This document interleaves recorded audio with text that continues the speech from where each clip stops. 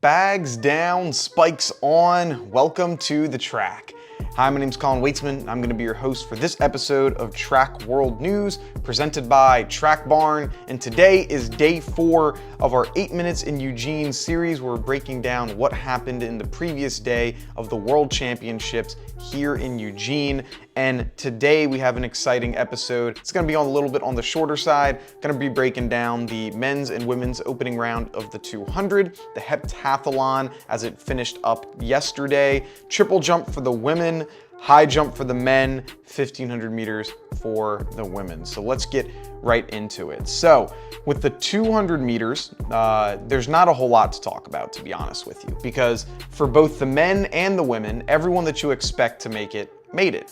The one story I guess you could say of someone that didn't make it would be an athlete that pulled out of the competition and isn't competing. That's deGrasse. So deGrasse announced yesterday morning that he is not going to be competing in the 200. He's just going to be doing the 4x1, which will be happening later. So that's, I guess, some news. So he obviously didn't make it. It's clear he's been a little bit injured. He's had a lot of stuff going on throughout the year. He's not quite in his top shape as of right now, which is unfortunate because as a fan, that's what you want to see. You want to see the athletes competing at their top, but that's sadly how the cookie crumbles. So he didn't compete. Otherwise, everyone that you would expect to make it made it. The biggest the coolest story from yesterday would be Noah Lyles. So Noah Lyles came through running a 1998 and he did it looking so smooth. Like he pulls up and starts slowing down probably with about 75 meters to go. And then about at the 180 meter mark, he's pointing over to the crowd. He's pointing at stuff. And after he finishes up the race, he's like doing a jelly and laying up. It was funny. It was cool. Like he's showing his personality. And one thing that was really interesting there was, I guess on Twitter the day before, he even mentioned that he's like his ADHD or his ADD is in full swing right now. So I guess you can kind of see it there that he's all over the place, which can definitely be a good thing of you're able to get out and everything, but that was funny. On the women's side, same thing. Pretty much everyone you would expect to make it made it. Nothing really crazy happened there. It was your standard athletes, and so we'll have more to talk about during the semis. There's not too many takeaways from the opening round, unfortunately, just because it's the opening round and people aren't really running that fast there. But a really good story and something that we should talk about for a good amount of time here is going to be the heptathlon. So the heptathlon, we had Nafi Taem out of Belgium. She got the win, defending her Olympic title with 6,947 points.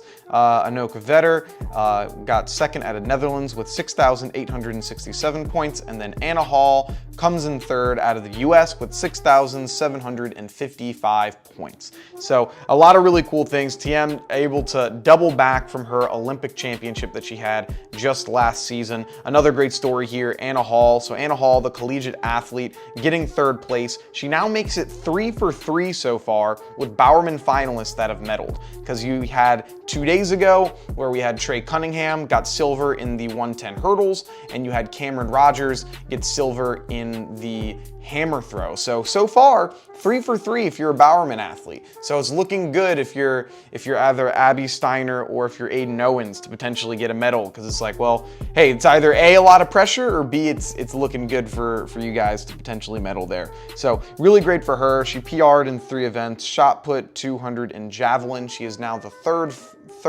highest scoring American ever. So she's definitely going to be one to look out for in the future. I definitely see 7,000 points, coming up here, because she had some really good events, and she's just 21 years old, so she has plenty of time to develop and really sharpen up her skills, but really looked really good. And one thing that was my favorite thing, and something that I've liked a lot from this World Championships, are the constant updates that they have. Like while they were doing the women's 800, they were showing what their projected points were every step of the way. So it's like, okay, now she's projected 6,800, now she's projected 6,700, and up and down and up and down. It was just really cool. And they've been showing the same thing here, where it's showing like, hey, what's the distance lead, you know, from athlete A to athlete B? You know, what's all of these, you know, the timing stuff. And it's interesting. It's like the sports science version of everything that you want to see. And, you know, as a track and field nerd myself, it's fun to see. It's fun to see how far ahead somebody actually is, or what's the distance time and stuff like that. So that's been really cool for sure.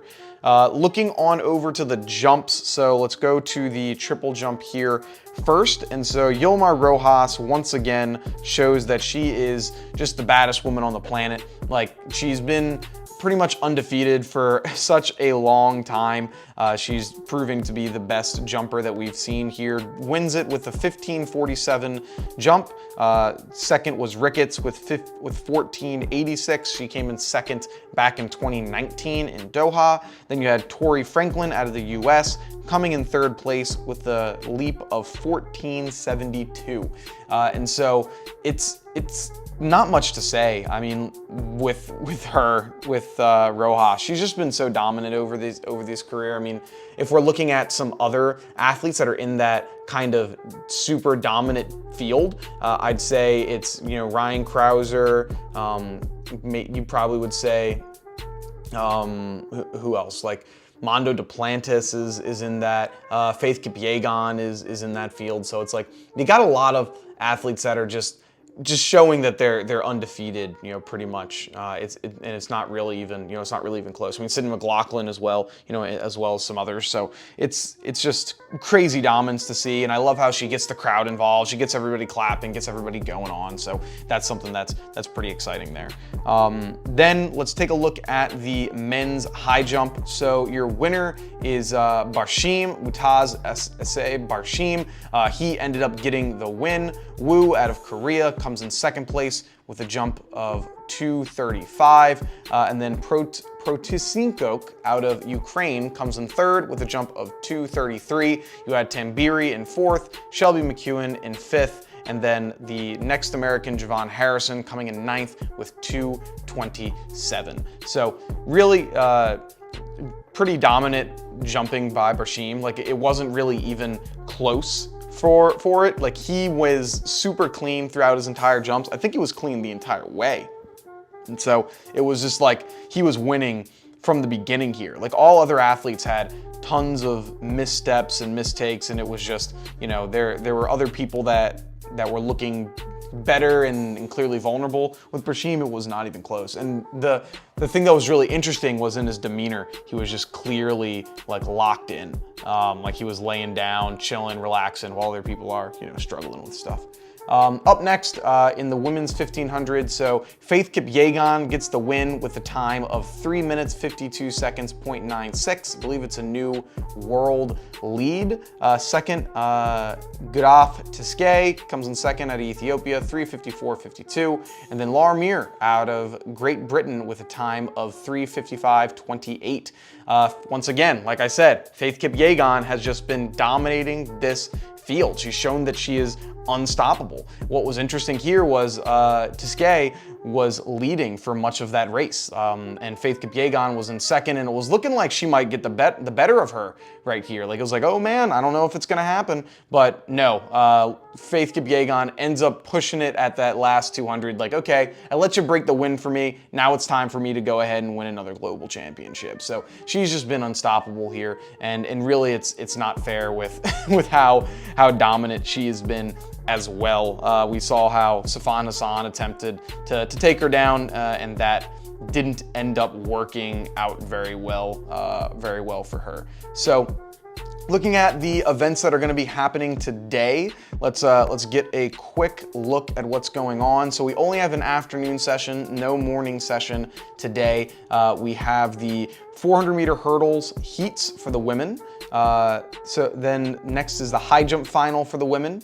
Semifinals in the 200 for the men and for the women, discus throw final for the men, 1500 meter final for the men, and the 400 meter hurdles finals for the men as well. I'm still sticking with my man Rai Benjamin to get the win there. I'm not going to change it. And then I'm hoping that we can see Trevor Bassett hopefully sneaking in there and getting a medal. That would be really cool, even though Dos Santos is looking pretty crazy. But yeah, so that's going to be it. Let me know what you're most excited about when it came to this Global Championship Day 4. We're going to see you guys tomorrow. Have a good one. Peace.